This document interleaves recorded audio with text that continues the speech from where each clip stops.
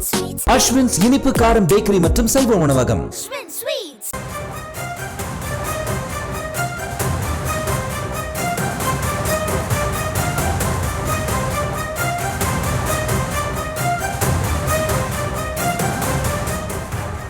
அண்மை செய்திகளை பார்த்து வருகிறோம். நடிகை அளித்த பாலியல் புகார் தொடர்பாக ஆலோசனை நடத்த நிர்வாகிகளை சீமான் அழைத்திருக்கிறார். தர்மபுரியில் நிகழ்ச்சிக்காக சென்றிருக்கக்கூடிய சீமான் இன்று மாலை சென்னை வரவிருக்கக்கூடிய சூழலில் இது தொடர்பாக ஆலோசனை மேற்கொள்ள இருக்கிறார்.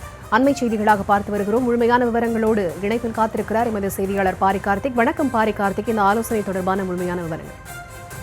வணக்கம். நாம் தமிழர் கட்சியினுடைய ஒருங்கிணைப்பாளர் சீமான் இன்றைய தினம் தனது இல்லத்தில் ஆலோசனை மேற்கொள்ள இருக்கிறார்.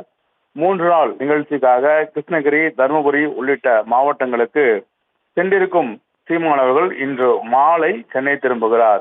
இந்நிலையில் சீமான் மீது கொடுக்கப்பட்ட வழக்கு தொடர்பாக இன்றைய தினம் அவர் ஆஜராகவில்லை என்று ஏற்கனவே அவர் தெரிவித்த நிலையில் வரும் 5ஆம் தேதி வரை தொடர்ச்சியாக தமிழகம் முழுக்க நிகழ்ச்சிகள் இருப்பதாகவும், எனவே நேரடியாக ஆஜராக வாய்ப்பில்லை என்றும் அவர் தெரிவித்திருக்கிறார். இதன் அடிப்படையிலே 5ஆம் தேதிக்கு மேலாக அவர் ஆஜராக முடியும் என்று அவர் இன்றைய தினம் விருகம்பாக்கம் காவல் நிலையத்திடம் விளக்கம் அளிக்கவும் இருக்கிறார். அவர் சார்பிலுடைய வழக்கறிஞர்களும் நேரடியாக சென்று விளக்கம் அளிக்கவும் இருக்கிறார்கள். இந்நிலையில் இன்று மாலை சீமான் தனது கட்சி நிர்வாகிகள் மற்றும் வழக்கறிஞருடன் இன்றைய தினம் அவர் இல்லத்தில் ஆலோசனை மேற்கொள்ள இருக்கிறார். குறிப்பாக அவர் மீது கொடுக்கப்பட்ட வழக்கு தொடர்பாகவும், அவர் இந்த சம்மன் தொடர்பாகவும், கொடுக்கப்பட்ட சம்மன் தொடர்பாகவும் விரிவாக தனது கட்சிக்காரர்கள் மற்றும் நிர்வாகிகளுடன் ஆலோசனை மேற்கொள்ள இருக்கிறார். ஒருவேளை கைது செய்யப்பட்டால் எடுக்க வேண்டிய நடவடிக்கைகள் குறித்தும் இன்றைய தினம் அந்த ஆலோசனை மேற்கொள்வார் என்று எதிர்பார்க்கப்படுகிறது.